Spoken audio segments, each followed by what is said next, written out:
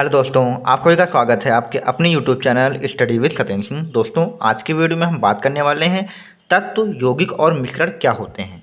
तो ध्यान से देखिएगा, इस वीडियो में आपको मैं क्लियर कर दूंगा कि तत्व क्या होते हैं और यौगिक क्या होते हैं और मिश्रण क्या होते हैं। ठीक है, तो चलिए बिना देरी के वीडियो को स्टार्ट करते हैं। तो सबसे पहले हम डिस्कस करेंगे तत्वों के बारे में। अगर हम तत्व को अच्छे से समझ जाएंगे तो यौगिक समझ में आ जाएगा, और यौगिक को अच्छे से समझ जाएंगे तो मिश्रण समझ में आ जाएगा। तो एक सीक्वेंस से हमें इनको समझना बहुत ही ज़रूरी है।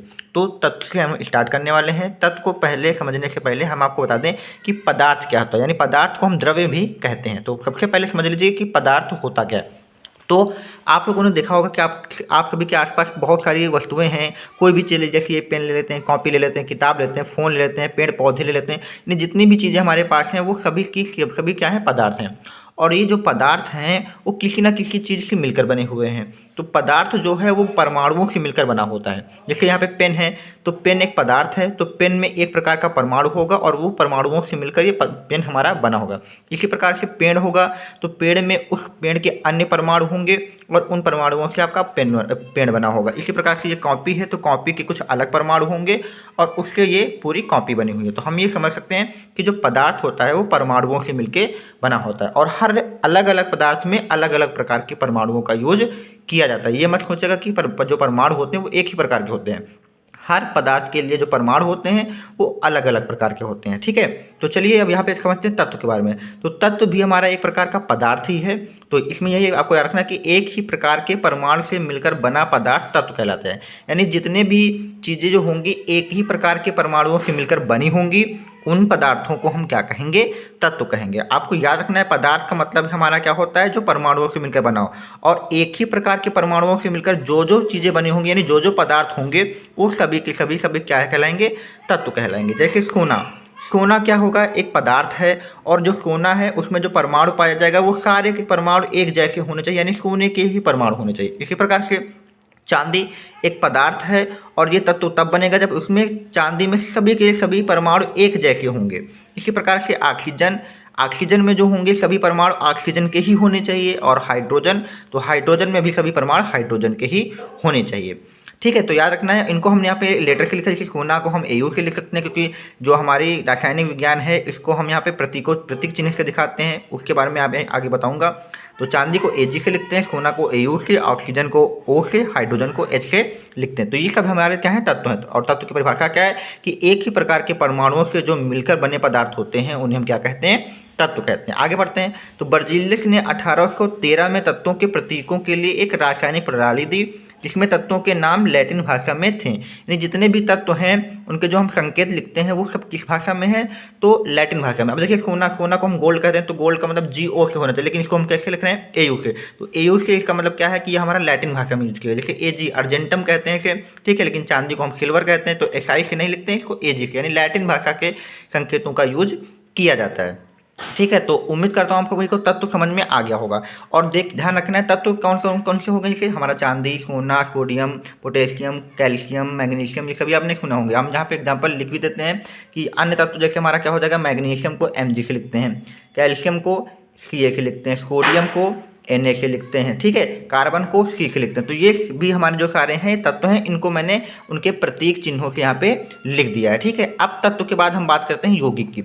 तो जो यौगिक है वो तत्व से जुड़ा हुआ है। तो याद रखना है कि यौगिक कब बनेगा, जब दो या दो से अधिक तत्वों को एक निश्चित अनुपात में मिलाएंगे तो जो हमारे बन के आएंगे वो यौगिक होंगे। यानी यौगिक जो बन के आ रहे हैं वो किससे बन के आ रहे हैं, परमाणुओं से नहीं, उनके तत्वों से बन के आ रहे हैं। तो दो तत्व ले लीजिए या दो से अधिक तत्व ले लीजिए, उनको हमें क्या करना है, एक निश्चित अनुपात में मिलाना है, और मिलाने के बाद जो बन के आएंगे वो यौगिक होंगे। देखिए यहाँ पे हमने दो तत्व लिए हैं, एक हमने तत्व कौन सा लिया है, हाइड्रोजन लिया है, दूसरा तत्व कौन सा लिया है, क्लोरीन लिया है। और हाइड्रोजन और क्लोरीन को आपस में मिला दिया है तो ये बन चुका है हाइड्रोजन क्लोराइड। तो ये हमारा क्या हो चुका है, एक यौगिक हो चुका, क्योंकि ये जो तत्व बना, ये जो यौगिक बना हुआ है ये दो तत्वों से बना हुआ है। एक तो हमारा हाइड्रोजन तत्व हो गया, दूसरा हमारा कौन सा तत्व हो गया, क्लोरीन तत्व हो गया। तो दो या दो से अधिक तत्वों के प्रयोग से जो बनेंगे उन्हें हम क्या कहेंगे, यौगिक कहेंगे। और इसमें अनुपात देखिए, यहाँ पे हाइड्रोजन कितने हैं, एक है, क्लोरीन कितना है, एक है। तो ये जो इनका अनुपात होगा वो कितना होगा, 1:1 होगा। तो यानी निश्चित अनुपात में है, एक एक के। इसी प्रकार से देखिए H2O ये जल है, इसमें भी दो तत्व मिलकर आपस में यौगिक बना रहे हैं, और यौगिक हमारा क्या है, जल है। तो देखिए यहाँ पे H कितने हैं, 2, O कितने हैं 1। तो इसमें यहाँ पे जो हाइड्रोजन है और जो ऑक्सीजन है उनका अनुपात कितना है 2:1 है। यहाँ पे HCl में 1:1 है। तो ये हमारे सभी क्या हैं यौगिक हैं। इसी प्रकार से और भी एग्जाम्पल लिखे आप देख सकते हैं। ध्यान क्या रखना है कि 2 या 2 से अधिक तत्व होंगे, आपस में मिलेंगे और मिलकर जो बनाएंगे वो हमारे क्या होंगे यौगिक होंगे और निश्चित अनुपात होना चाहिए। जैसे यहाँ पे अगला एग्जाम्पल देखिए NaCl, सोडियम क्लोराइड, जिसे हम लोग साधारणतः नमक कहते हैं। ध्यान रखना है NaCl यानी सोडियम क्लोराइड को हम क्या कहते हैं नमक कहते हैं। यहाँ पे देखिए एक तत्व कौन सा है Na यानी सोडियम है, दूसरा तत्व कौन सा है Cl यानी क्लोरीन है। ठीक है, तो सोडियम और क्लोरीन मिलकर क्या बना रहे हैं सोडियम क्लोराइड। तो ये हमारा क्या हो जाएगा यौगिक हो जाएगा, क्योंकि ये 2 तत्वों से मिलके बना हुआ। इसी प्रकार से देखिए यहाँ पे ग्लूकोज हमारा यौगिक है। कैसे यौगिक हुआ, क्योंकि 3 तत्वों से मिलकर बना हुआ है। एक हमारा कार्बन, दूसरा हाइड्रोजन, तीसरा ऑक्सीजन। तो ये 3 तत्वों से मिलकर बना हुआ है, इसलिए ये हमारा क्या है यौगिक है। इसी प्रकार से शर्करा यानी चीनी भी हमारा क्या है यौगिक है। ये कार्बन, हाइड्रोजन और ऑक्सीजन से मिलकर बना हुआ है। इसमें देखिए कार्बन संख्या कितनी है 12 है, हाइड्रोजन संख्या कितनी है 22 है और ऑक्सीजन संख्या कितनी है 11 है। तो ये इतने अनुपात में यहाँ पे इनको मिलाया गया है। तो ध्यान रखना है ये सभी हमारे क्या हैं यौगिक हैं। तो तत्व और यौगिक अगर आप समझ गए हैं तो उसके बाद हम समझते हैं यहाँ पे मिश्रण को।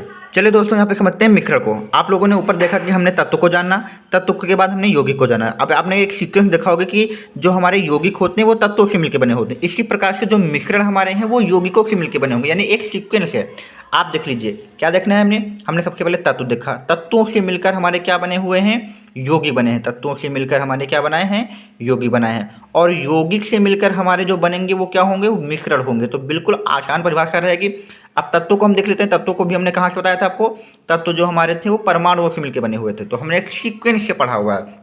तो परमाणुओं से मिलकर जो बने हैं वो तत्व हैं, और तत्वों के मिलने से जो बने हैं यौगिक हैं, और 2 या 2 से अधिक यौगिकों के मिलने से जो बनेंगे वो क्या होंगे मिश्रण होंगे। तो परिभाषा बिल्कुल सिंपल है, 2 या 2 से अधिक यौगिकों को किसी भी आप अनुपात में मिला दीजिए तो जो बन के आएगा वो मिश्रण बन के आएगा। देखिए जैसे एक हमने यहाँ पे यौगिक क्या लिया नमक, अभी हमने डिस्कस किया था कि नमक NaCl ये यौगिक है। क्यों यौगिक है, क्योंकि इसमें कितने तत्व हैं 2 या 2 से अधिक। यहाँ पे एक Na तत्व है, दूसरा कौन सा तत्व है Cl।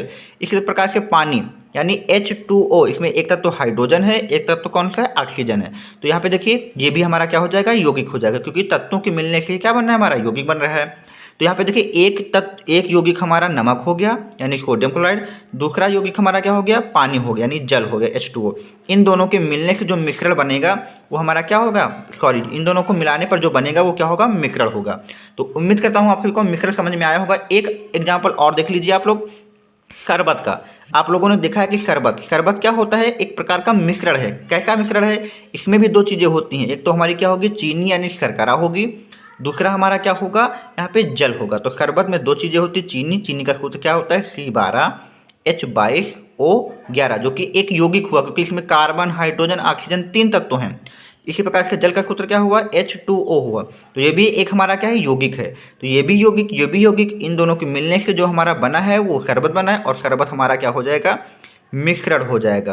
तो दोस्तों इस प्रकार से हम मिश्रण को समझ सकते हैं। ठीक है, एक बार फिर से सुन लीजिए तत्व क्या हमारे होते हैं। तो तत्व जो होते हैं हमारे एक ही प्रकार के परमाणुओं से मिलकर बने होते हैं, तो वो तत्व होते हैं। यौगिक क्या होते हैं, तत्वों के मिलने से जो बनते हैं वो यौगिक होते हैं। और मिश्रण क्या होते हैं, तो मिश्रण वही होते हैं जो यौगिकों के मिलने से बनते हैं। तो एक दूसरे का सीक्वेंस है, आपको अच्छे से इनको समझ लेना। तो आई होप आज की वीडियो में आपको तत्व, यौगिक, मिश्रण अच्छे से समझ में आ गया होगा।